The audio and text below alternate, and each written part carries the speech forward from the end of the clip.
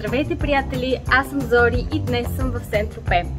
Ще се разходим заедно из града и ще ви покажа защо това малко рибарско селище се е превърнало в курорт със световна величина. Елате с мен на разходка!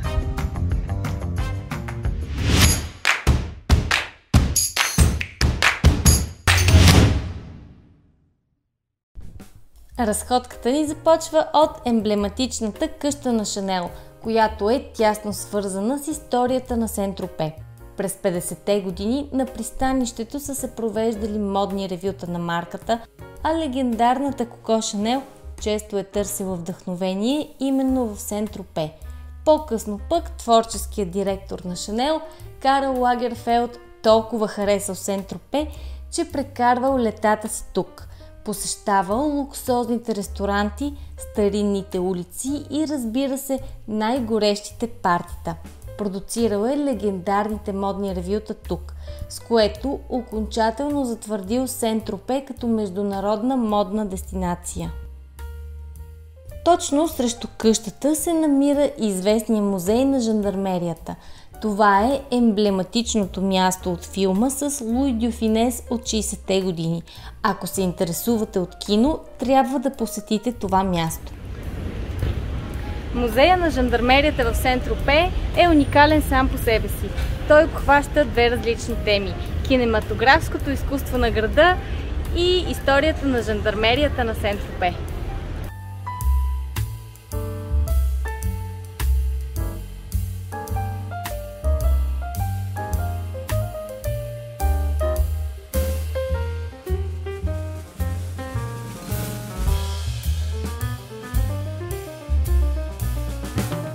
Както на много други места във Франция, и тук е запазен автентичният вид на сградите, а ретроавтомобилите, носещи духа на времето, по което младата Бриджит Бардо се е разхождала тук, са честа гледка.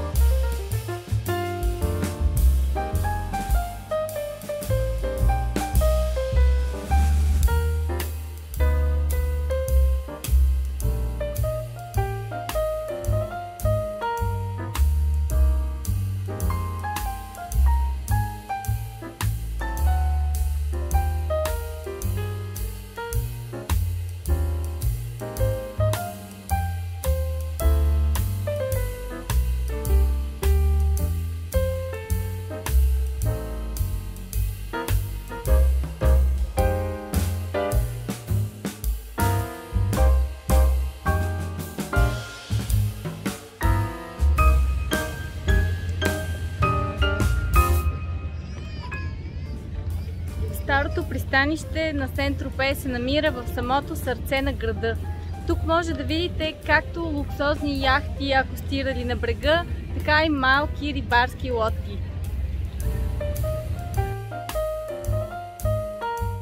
В миналото тук са се събирали известни художници като Матис, черпили са вдъхновение от красотата на морето и са създавали своите шедьоври.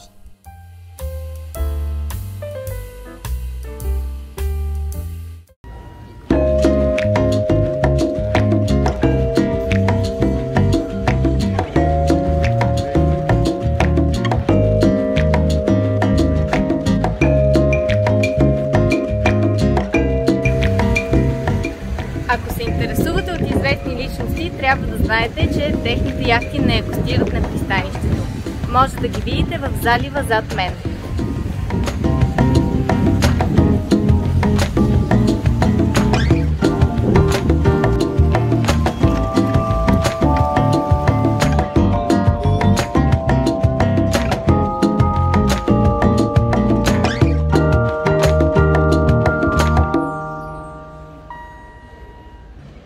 Стария град е може би най-живописното място.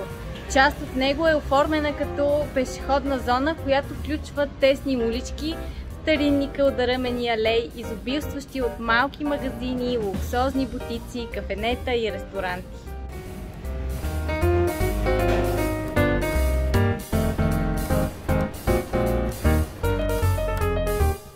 Именно тук тръгва световната слава на Сент-Тропе. През 50-те години по тези улици се е разхождала все още безизвестната Бриджит Бардо по време на снимките на филма "И Бог създаде жената". Филма показва женската красота и красотата на Сент-Тропе.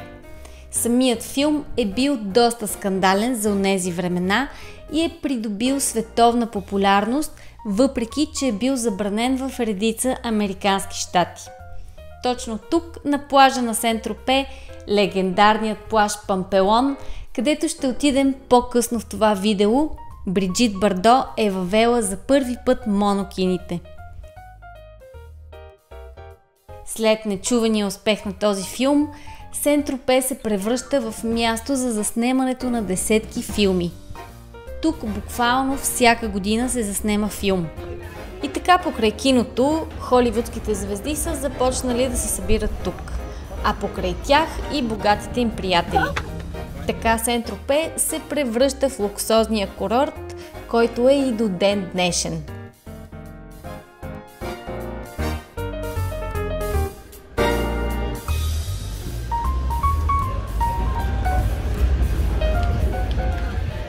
Картините не са никак лоши. Всъщност, дори много ми харесват. Това са картини на местни автори.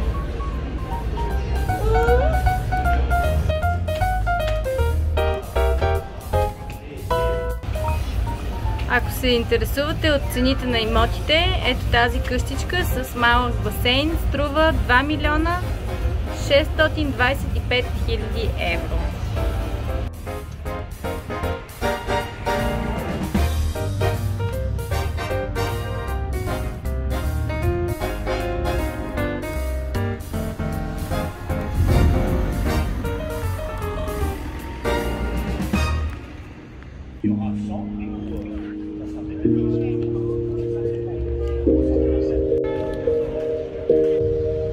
Къщата, която виждате зад мен, е къщата на Луи Вютон и изпълнява функцията на хотел.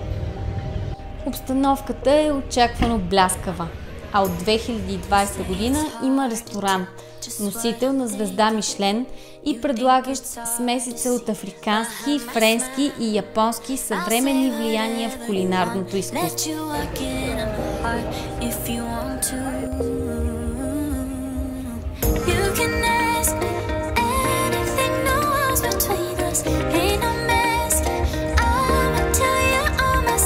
Друга известна къща е тази на Диор.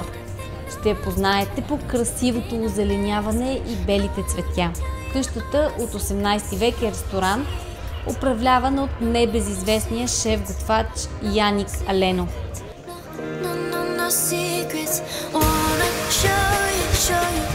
Трудно е да се повярва, че тази луксозна дестинация някога е била скромно рибарско селище.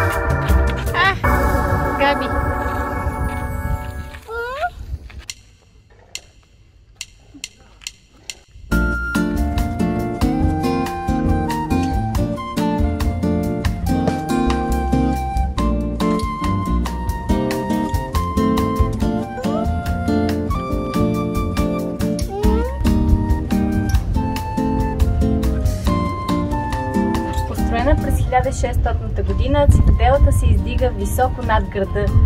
Тук гледките са просто убийствени. Може да видите градчетата, които са от другата страна на полуострова. Може да видите яхтите на известните личности и множество малки лодчици, които карат бързо през вълните на морето. Тук е просто едно от моите любими места, когато идвам в Сен-Тропе.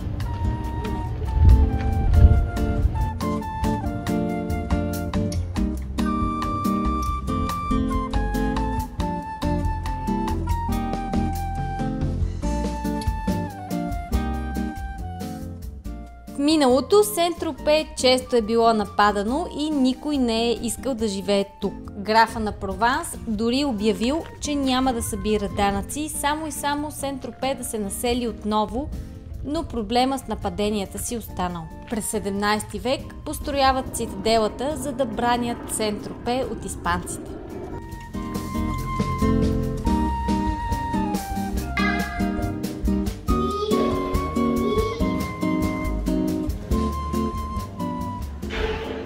В тази зловеща сграда сега се помещава музеят на морската история. Риболова е останал в историята на Сен-Тропе с големите си мащаби. Мореплаването в миналото и регатите днес също са акцент в музея.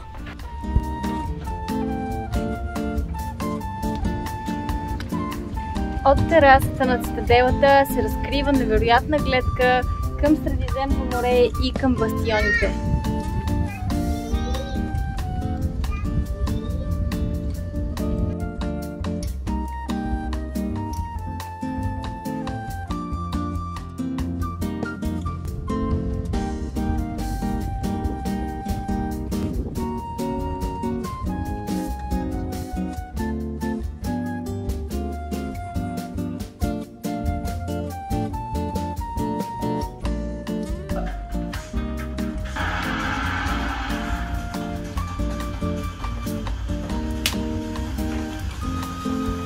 Това е залата, в която може да видите купи и снимки, всякаква информация за регатите, които се организират всяка година в Сен-Тропе.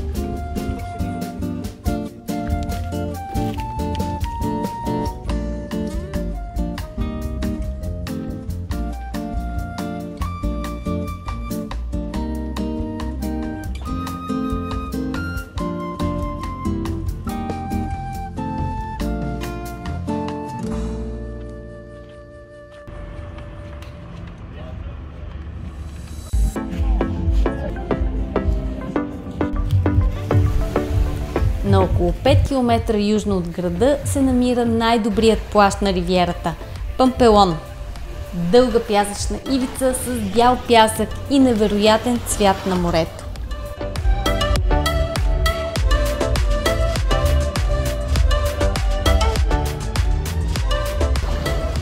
Плажът Пампелон е сред емблематичните плажове на Сен-Тропе.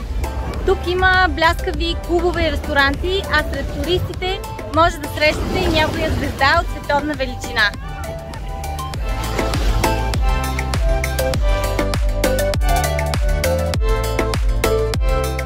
Най-популярното заведение е Клуб 55, който е кръстен на годината, в която е станал известен, благодарение на това, че хората от екипа на филма, който направи известна Бриджит Бардо, са минавали за по един коктейл и толкова им е харесало, че до ден днешен холивудските звезди пристигат с яхтите си и минават по тази конструкция, за да хапнат и пинат.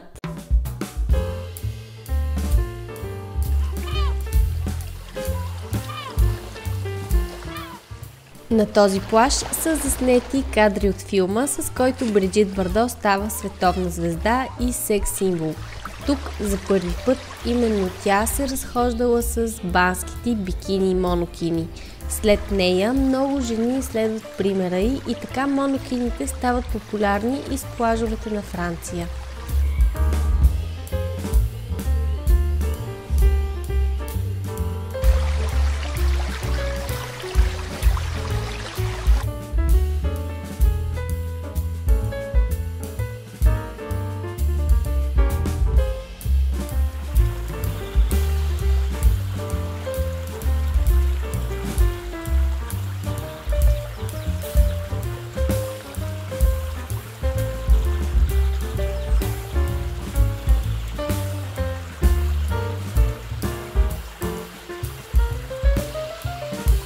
Сен-Тропе е един от най-известните морски курорти в света.